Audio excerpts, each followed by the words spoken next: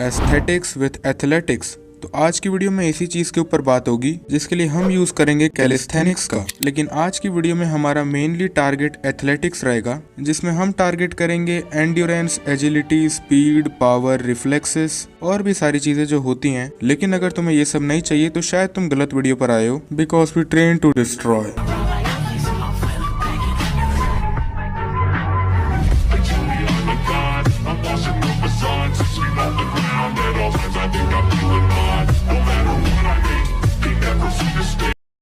सबसे पहले movements like pushups, pullups, squats, ये सब कैलिस्थेनिक्स का पार्ट है। कई लोगों के लिए एक पुलअप लगाना भी बहुत बड़ी अचीवमेंट है। फर्स्ट हम बात करेंगे कि तुम्हें अपने रूटीन में क्या मिस्टेक्स नहीं करनी है ताकि तुम्हारी एथलेटिक परफॉर्मेंस पर कोई दिक्कत ना आए। तो जो पहली चीज तुम्हें याद रखनी है वो है कि कभी भी तुम्हें दो कंपाउंड मूवमेंट जो कि सेम मसल ग्रुप को टारगेट करते हैं, तुम्हें कभी भी उन्हें एक ही साथ नहीं लगाना है, मतलब एक ही दिन पर नहीं लगाने हैं। जैसे कि डिप्स और पुशअप्स, तुम्हें कभी भी इन दोनों को एक ही वर्कआउट रूटीन में ऐड नहीं करना है, क्योंकि दोनों में सेम मसल ग्रुप टारगेट होते हैं। ऐसे में तुम्हारी मसल्स के ऊपर अननेसेसरी लोड डालेंगे। लेकिन फिर भी तुम्हें हर वर्कआउट में कम से कम 1 से 2 कंपाउंड मूवमेंट रखने हैं, और उसके अलावा basic skills like handstand, plank, ये सब ऐड कर सकते हो। और इसके अलावा क्या तुम्हें हर सेट में टिल फेलियर तक ट्रेन करना चाहिए? वेल, ये तुम्हारे लेवल पर डिपेंड करता है। अगर बिगिनर हो तो हर बार फेलियर तक जाने की जरूरत नहीं होती है, पर अगर एडवांस एथलीट हो तो हर बार फेलियर तक जा सकते हो, क्योंकि मैं फेलियर तक ही ट्रेन करता हूँ। लेकिन तुम्हें इसीलिए नहीं करना चाहिए क्योंकि स्टार्टिंग में हमारे जॉइंट्स बहुत ही वीक होते हैं, तो ऐसे में इंजरी के चांसेस बहुत हाई होते हैं। उसके अलावा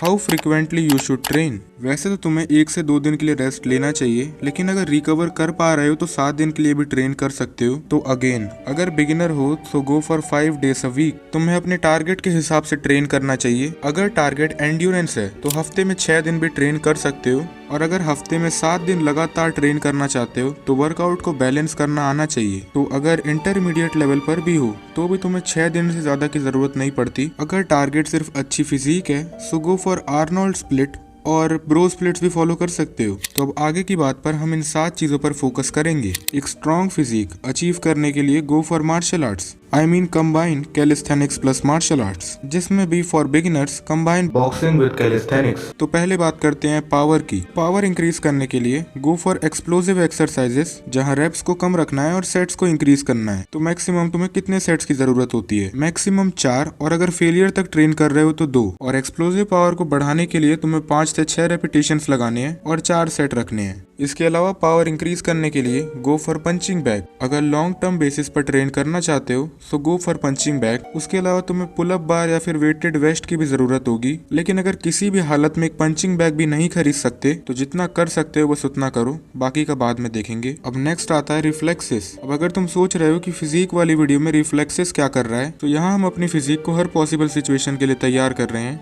सो you can get close to perfection. इसके लिए तुम्हें ड्रिल्स करने चाहिए, जिसके लिए तुम्हें पहले अपना रिएक्शन टाइम इंक्रीज करना है। जिसके लिए पहली चीज तो तुम किसी और को अपनी तरफ पंचेस थ्रो करने के लिए कह सकते हो। उसके अलावा अलग ड्रिल्स परफॉर्म कर सकते हो, क्योंकि हो सकता है कि तुम्हारे पास पंचेस थ्रो करने के लिए या फिर प्रैक्टिस करने के लिए कोई और ना हो। So practice basic drills like use head movement in Shadow boxing, जहाँ तुम्हें सिर्फ पंचेस थ्रो नहीं करने हैं बल्कि ऐसा एक्ट करना है कि तुम पंचेस को डॉज भी कर रहे हो। और उसके अलावा तुम घर पर एक ऐसी रोप बांध सकते हो जिसमें तुम्हें हेड मूवमेंट और फुटवर्क का साथ में इस्तेमाल करना है। मतलब एक तरह से तुम पंचेस को आगे बढ़ते हुए डॉज कर रहे हो, क्योंकि कोई भी काम करने पर तुम्हारे ब्रेन पर भी प्रेशर आता है। और उसके अलावा पूरा रिकवर होने के लिए भी तुम्हें 8 आवर्स की स्लीप लेनी चाहिए। तो अब बात करते हैं स्पीड की, जहाँ तुम्हें एंडलेस स्प्रिंट्स और जंप रोप लगाना है। मतलब ये तुम्हें तब तक लगाने हैं जब तक तुम थक कर नहीं रुक जाते, और ये पॉइंट मैंने पहले भी कई बार कवर कर रखा है, तो इसके लिए बस इतना ही। तो अब आते हैं एंड्योरेंस पर। एंड्योरेंस के लिए मैं तुम्हें कहूंगा go for high volume training, जहां तुम्हें सेट्स और रेप्स को बढ़ाना है। फॉर एग्जांपल, अगर तुम अभी तक 30 डिप्स लगा रहे थे तो ट्राई करो कि अब तुम 50 लगाओ। अब मान लो कि तुमसे एक बार में 25 डिप्स लग जाते हैं, मतलब इतने में तुम प्रॉपर फेलियर अचीव कर ले रहे हो, तो 50 डिप्स लगाने के लिए तुम्हें 2 सेट में बांट लेना है। या अगर दूसरे सेट में 25 नहीं भी लगते, मान लो सिर्फ 20 ही लगते हैं, तो भी बहुत है। एंड्योरेंस इंक्रीज करने के लिए तुम्हें वेट से ज्यादा रेप्स इंक्रीज करने की कोशिश करनी है। तुम में से कई लोग कंफ्यूज हो रहे होंगे कि एक्सप्लोसिव पावर बढ़ाने के लिए कम रेप्स लगाने हैं और एंड्योरेंस इंक्रीज करने के लिए ज्यादा रेप्स लगाने हैं। तो हम दोनों को तो साथ में बढ़ा ही नहीं सकते, लेकिन ऐसा नहीं है, तुम दोनों को साथ में इंक्लूड कर सकते हो। जैसे स्टार्टिंग में तुमने वार्म अप किया और उसके बाद तुमने 2 सेट एक्सप्लोसिव पुशअप्स लगा लिए, और उसके बाद तुम 2 सेट नॉर्मल पुशअप लगा सकते हो जिसमें तुम्हें फेलियर अचीव करना है। और उसके अलावा एंड्योरेंस बढ़ाने के लिए तुम्हें कंपाउंड मूवमेंट्स का यूज करना चाहिए। तो अब आते हैं स्ट्रेंथ पर। वेल, अगर तुम ये सब कर रहे हो तो स्ट्रेंथ तुम्हारी ऑटोमेटिकली इंक्रीज हो ही रही है, लेकिन अगर तुम अपना ज्यादा फोकस स्ट्रेंथ पर रखना चाहते हो तो मीडियम रेप रेंज में ट्रेन करो। तो अब बात कर लेते हैं ड्यूरेबिलिटी की। इमेजिन करो कि तुम्हारे पास पावर बहुत ज्यादा है, लेकिन तुम उस पावर का यूज ही नहीं कर सकते क्योंकि तुम्हारे बोन्स इतने ड्यूरेबल ही नहीं है कि वो तुम्हारी पावर को झेल पाए। और सच बताऊं तो स्टार्टिंग में ये दिक्कत मेरे साथ भी हुई थी, क्योंकि सिर्फ पंचिंग बैग को हिट करना काफी नहीं है, तुम्हें अपने फिंगर्स को भी ट्रेन करना चाहिए। लेकिन मैं पहले ही बता रहा हूँ कि बोन्स को रिकवर होने में ज्यादा टाइम लगता है, इसीलिए तुम्हें कभी भी अपने नकल्स या फिर फिंगर्स को वीक में 2 टाइम ज्यादा ट्रेन नहीं करना है, क्योंकि अगर तुम्हारे बोन्स इंजर्ड हो गए तो उन्हें रिकवर करना बहुत मुश्किल हो जाएगा। हो सकता है उसके बाद तुम महीनों या फिर सालों तक ट्रेन ना कर पाओ। तो फिर अब बात कर लेते हैं कि तुम्हें अपने बोन्स को ट्रेन करने के लिए कौन सी एक्सरसाइजेस करनी चाहिए, जिसमें से पहला आता है फिंगर पुशअप्स या फिर नकल पुशअप्स। अब मैं जानता हूँ कि तुम में से 90% लोग ये लगा भी नहीं पाएंगे। मैं कहूंगा स्टार्टिंग में फिंगर पुशअप्स तो मत ही लगाओ, जस्ट गो फॉर नी नकल पुशअप्स, जहाँ तुम्हें धीरे धीरे सरफेस को रफ करते जाना है। तो लास्ट पॉइंट आता है एजिलिटी। वैसे स्ट्रेचिंग या फिर वार्म अप भी आ सकता था, लेकिन अगर तुम सिर्फ बॉक्सिंग सीख रहे हो तो मुझे नहीं लगता उसमें स्ट्रेचिंग का कुछ काम होता है,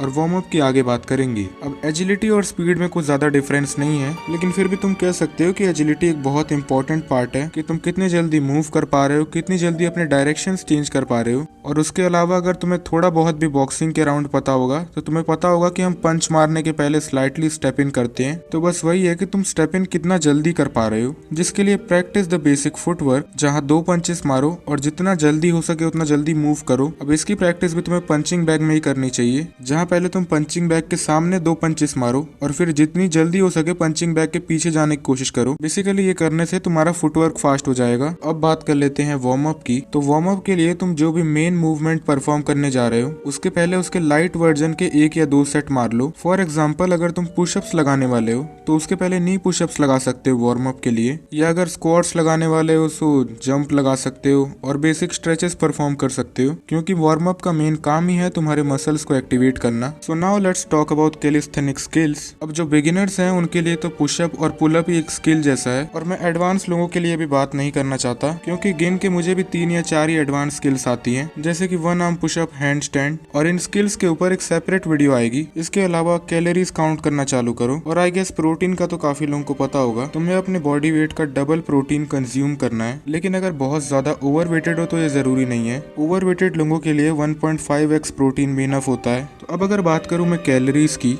तो परफॉर्मेंस इंक्रीज करने के लिए तुम्हें हमेशा 200 के सरप्लस में खाना चाहिए, लेकिन अगर ओवरवेट हो सो गो फॉर द डेफिसिट। तो कभी भी तुम्हें हैवी बल्क पर नहीं जाना है, क्योंकि इससे तुम्हारे एस्थेटिक्स को तो कुछ खास फर्क नहीं पड़ेगा, तुम्हें बस कट करना है और तुम मसल मास प्रिजर्व कर लोगे, लेकिन तुम्हारी मूवमेंट स्लो हो जाएगी। भले पावर और स्ट्रेंथ बढ़ जाए पर स्पीड कम हो जाएगी, इसलिए तुम्हें हमेशा स्लाइट सरप्लस पर ही रहना है। तो बाकी बस फिर आज की वीडियो के लिए इतना ही।